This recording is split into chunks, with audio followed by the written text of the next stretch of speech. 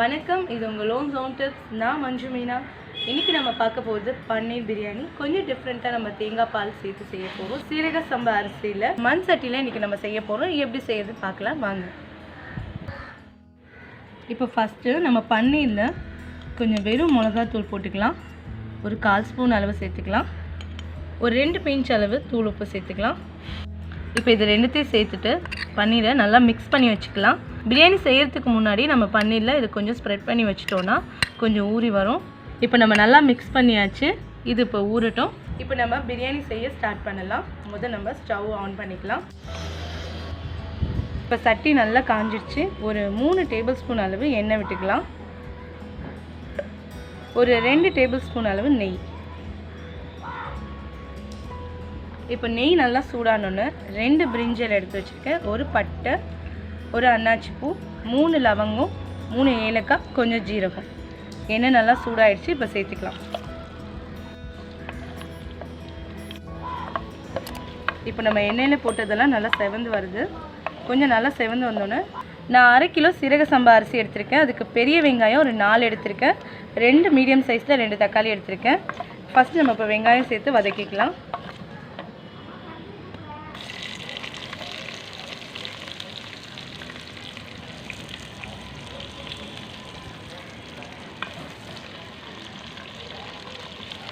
இப்போ வெங்காயம் சீக்கிரம் வதங்கிறதுக்கு ஒரு 2 பிஞ்ச் தூள் உப்பு சேர்த்துக்கலாம்.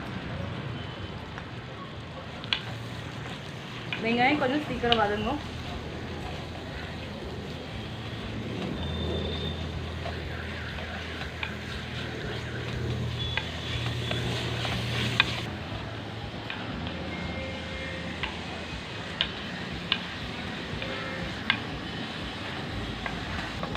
வெங்காயம் நல்லா வதங்கிட்டு இருக்கு. இன்னும் கொஞ்சம் வெங்காயம் வதங்கட்டும். நம்ம இஞ்சி பூண்டு பேஸ்ட் சேர்த்துக்கலாம். இப்போ வெங்காயம் நல்லா வதங்கிடுச்சு. நான் ஒரு 2.5 ஸ்பூன் அளவு இஞ்சி பூண்டு பேஸ்ட் சேர்த்துக்கிறேன்.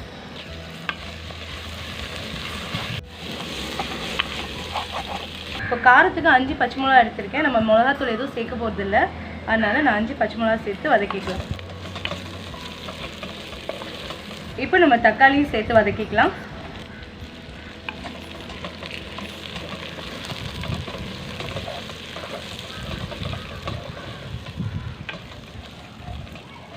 நான் 1 கப் வெஜிடபிள்ஸ் எடுத்திருக்கேன். நான் நிறைய வெஜிடபிள்ஸ் சேர்க்க போகிறது இல்லை, அதனால் கொஞ்சம் வெஜிடபிள், கொஞ்சம் பீன்ஸ், கேரட், உருளைக்கிழங்கு 1 கப் எடுத்திருக்கேன். சேர்த்து வதக்கிக்கலாம்.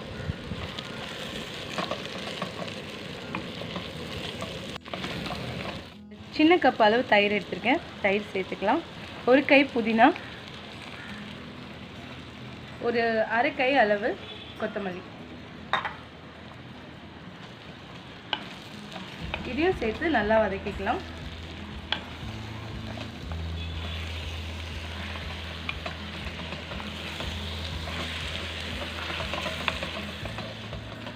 இப்போ எல்லாம் நல்லா வதங்கிடுச்சு. இப்போ நம்ம இதில் ஒரு 1 ஸ்பூன் அளவு கரம் மசாலா தூள் சேர்த்துக்கலாம்.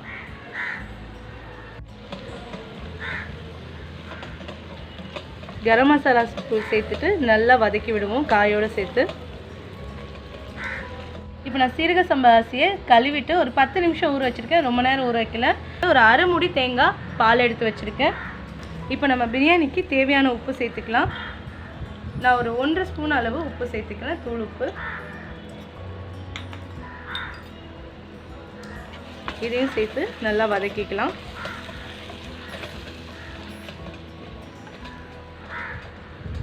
இப்போ நம்ம சீரக சம்பா அரிசியை சேர்த்துடலாம்.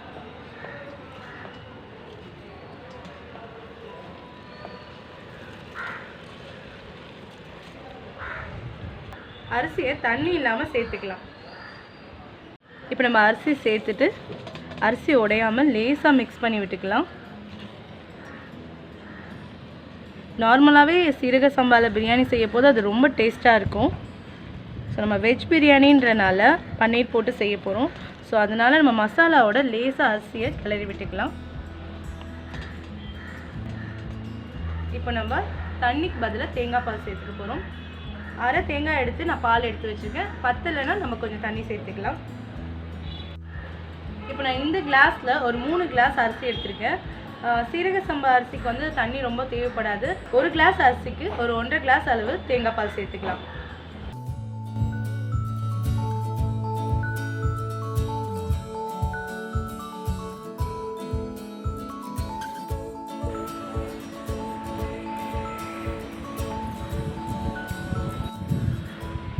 இப்போ நம்ம தேங்காய் பால் சேர்த்தாச்சு. உப்பு சரியாக இருக்கான்னு பார்த்துட்டு உப்பு பத்தலைன்னா சேர்த்துக்கலாம். இப்போ நம்ம அடுப்பை மீடியம் ஃப்ளேமில் வச்சு சாதம் பொறுமையாக வேகட்டும். ஒரு தட்டு வச்சு மூடிக்கலாம். மீடியம் ஃப்ளேமில் வச்சு நல்லா சாதம் வெந்துருச்சு. இப்போ நல்லா அடுப்பை சிம்மில் வச்சுட்டு ஒரு தட்டு வச்சு மூடிட்டு மேலே நம்ம வெயிட் வைக்க போகிறோம். ஏன்னா இது மண் சட்டின்றனால அந்த சூட்டில் தம்லேயே சாதம் வெந்து வரணும். இந்த மாதிரி ஒரு பாத்திரத்தில் எறும்பா தண்ணி ஊற்றி நம்ம அடுப்பை சிம்மில் வச்சு தம் பண்ணிக்கலாம். ஒரு 6-7 நிமிஷத்துக்கு அடுப்பு சிம்லேயே இந்த மாதிரி தம்மில் இருக்கட்டும். அதுக்கப்புறம் நம்ம திறந்து பார்க்கலாம். இப்போ தம்மில் வச்சு 7 மினிட்ஸ் ஆகிடுச்சு. இப்போ நம்ம ஸ்டவ் ஆஃப் பண்ணிடலாம். இப்போ நம்ம ஓப்பன் பண்ண வேணால் ஒரு 2 மினிட்ஸ் அந்த ஹீட்டில் அப்படியே இருக்கட்டும். சாதம் இன்னும் நல்லா வெந்து வரும். அதுக்கு முன்னாடி நம்ம பேனில் பன்னீரை ஃப்ரை பண்ணி எடுத்துக்கலாம். பேன் நல்லா சூடானோன்னு கொஞ்சம் நெய் விட்டுக்கலாம். நெய் ஊற்றிருக்கேன். நெய்க்கு பதிலாக நீங்கள் எண்ணெய் கூட சேர்த்துக்கலாம். நெய் நல்லா உருங்கினோன்னு அடுப்பை சிம்மில் வச்சுட்டு இந்த பன்னீரை நம்ம போட்டு ஃப்ரை பண்ணி எடுத்துக்கலாம்.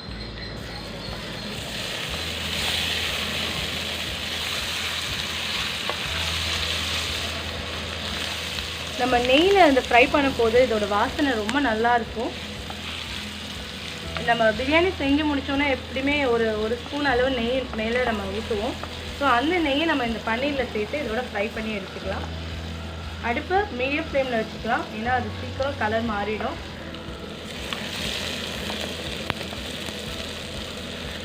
இப்போ நம்ம பன்னீரை நல்லா நெய்யில் ஃப்ரை பண்ணியாச்சு. ஸோ எல்லா பக்கமும் ரோஸ்ட் ஆகுற மாதிரி நம்ம திருப்பி போட்டுக்கலாம். ஸோ அந்த நெய்யில் வதக்கும் போது அந்த பன்னீரோட வாசனை ரொம்ப நல்லாயிருக்கு. இப்போ நம்ம ஸ்டவ் ஆஃப் பண்ணிடலாம். இதில் இப்போ கொஞ்சோண்டு கொத்தமல்லி தூவிக்கலாம்.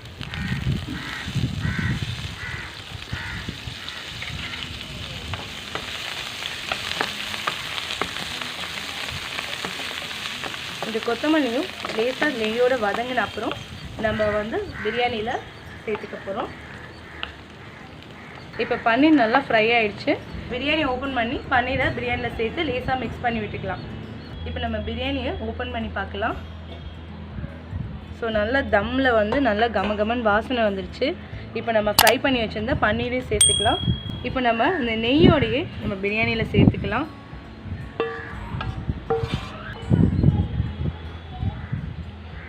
ஸோ இப்போ நம்மளோட பன்னீர் பிரியாணி ரெடி ஆகிடுச்சு. சீரக சம்பாவில் தேங்காய் பால் சேர்த்து ஒரு நல்ல ஒரு டேஸ்ட்டோடு நம்ம பிரியாணி ரெடி பண்ணிட்டோம்.